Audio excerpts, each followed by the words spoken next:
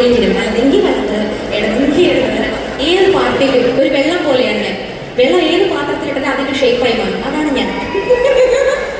ശരി, ഇപ്പൊ ജനിച്ചിരിക്കുന്ന ഇടതാണ്. ഈ പാട്ടിന്റെ കാര്യത്തിൽ ആര് ജയിക്കുന്നതാണെന്ന് നോക്കട്ടെ.